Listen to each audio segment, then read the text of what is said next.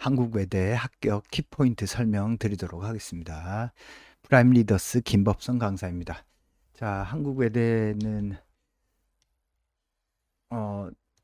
여러 인문, 사회에 따라서 내용이 조금 달라지는 특징이 있습니다. 또 서울 캠퍼스, 글로벌 캠퍼스에 따라서 어때요? 최저가 조금 다르죠?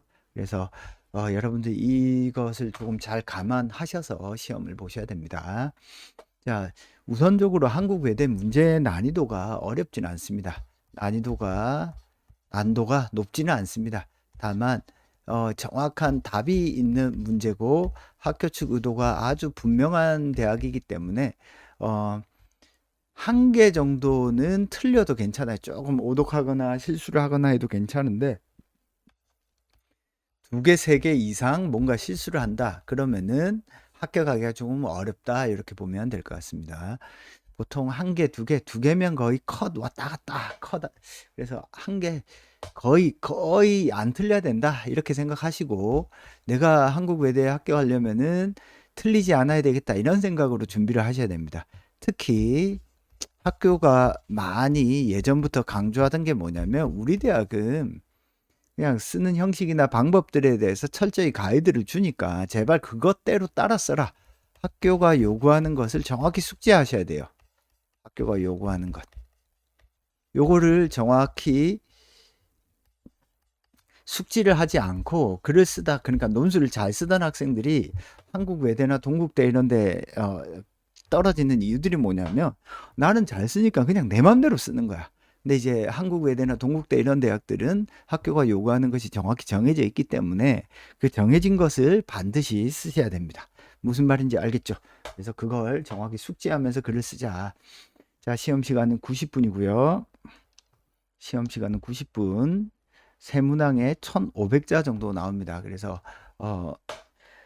예전에는 뭐 100분, 120분 이렇게 줬는데 문제 난이도를 조금 낮추면서 이렇게 시험 시간을 조금 줄였습니다. 그런 특징이 있다라고 보시면 될 것 같습니다. 오케이. 자, 그다음 봅시다.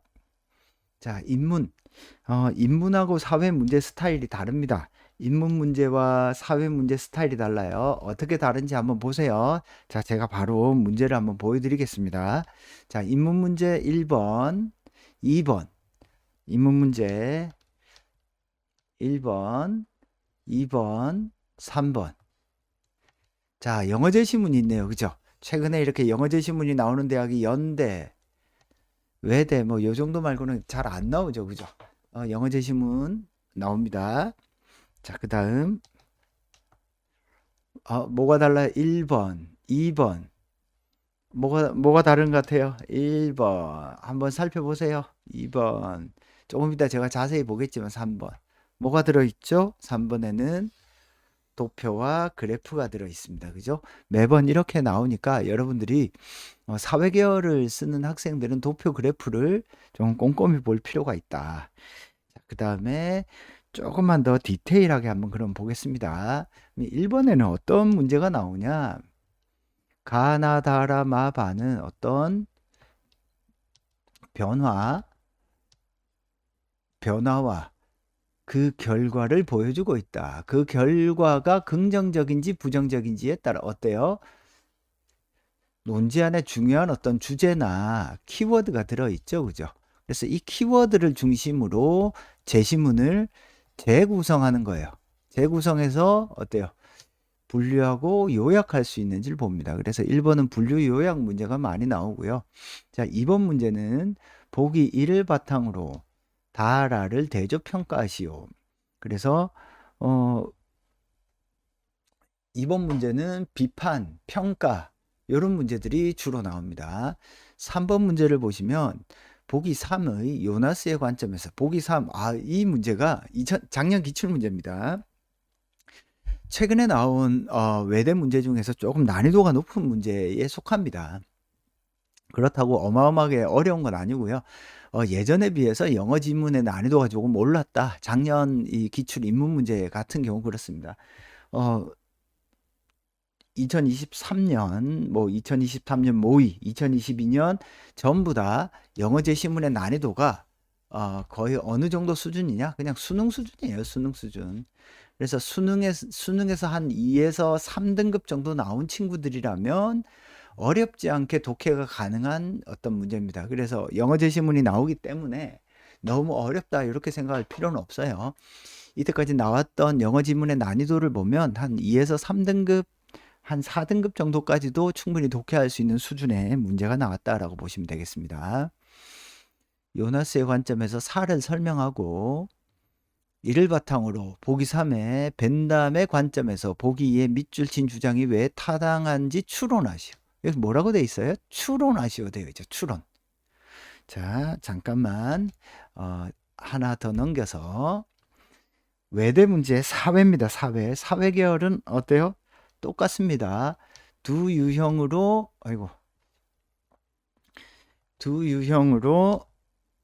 분류하세요. 어때요? 핵심어와 화자의 핵심어 근데 뭐예요? 관용이라고 주어졌잖아. 그리고 어때요? 평가시오. 아까 제가 2번은 뭐가 나온다고 했죠? 비판평가가 나온다고 했죠. 3번 보겠습니다. 추론하시오죠.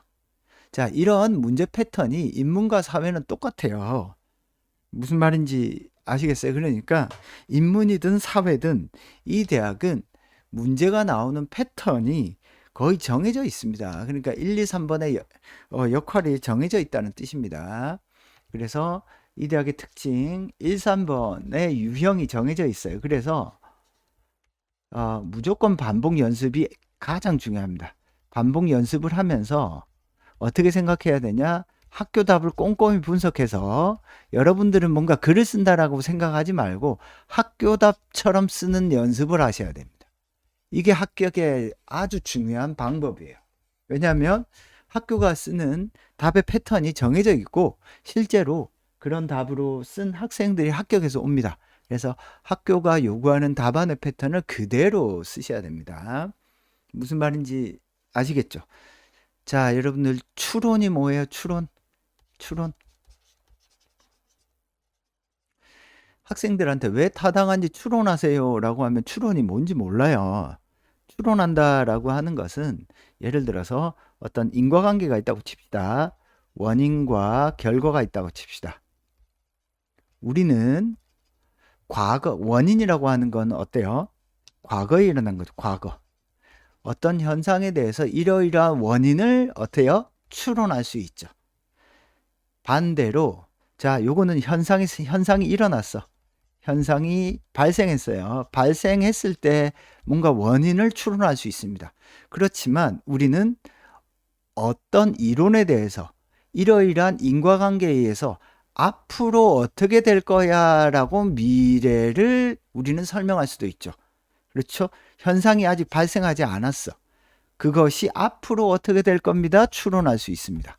그래서 추론이라는 말은 과거의 어떤 원인을 추론하거나 아니면 미래의 어떤 현상의 원인, 이렇게 될 거야 라고 추론할 수 있습니다.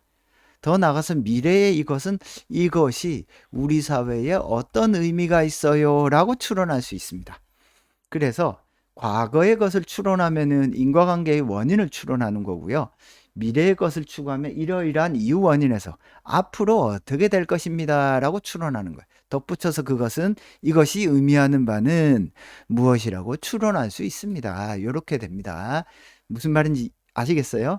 그래서 추론한다라는 말은 확정되지 않은 원인이나 의미를 내가 논리적 과정을 통해서 논리적으로 예측한다, 추측한다, 밝힌다라는 뜻이 추론이다라고 이해하면 됩니다. 어디에서? 논술에서. 그런데 뭐 논리학에서 추론은 조금 다릅니다. 여튼 그 논술에서 이 추론은 방금 제가 말한 대로 이해를 하시면 되겠습니다. 그래서 학생들이 이 추론이라는 말이 뭔지를 잘 몰라요. 요거 어렵게 생각하지 마시고 설명이라고 생각해도 됩니다. 왜 타당한지 설명하세요. 그러려면 어떻게? 인과관계를 당연히 분석해야죠. 그죠? 따라서 그렇게 이해하시면 됩니다. 마찬가지로 사회 문제도 똑같습니다. 그래서 여러분들이 외대 문제를 풀 때 사회는 어때요? 도표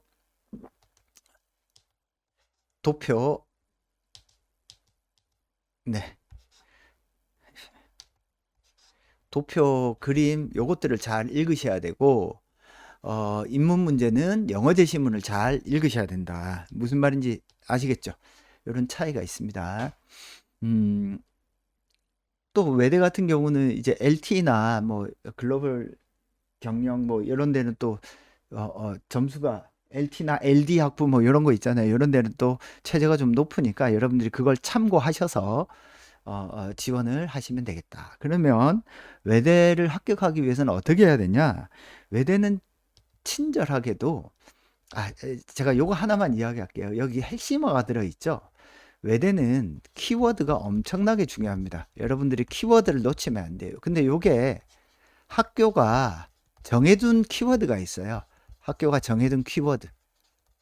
실제로 학교 측 답을 보시면은 어떻게 되어 있냐? 학교가 가에서 A, B, C라는 키워드, 가에서 나에서 E, F, G, H 키워드를 중심으로 요약해야 돼. 이런 말이 들어져 있고 이런 키워드가 없으면 감점이다. 이렇게 되어 있어요.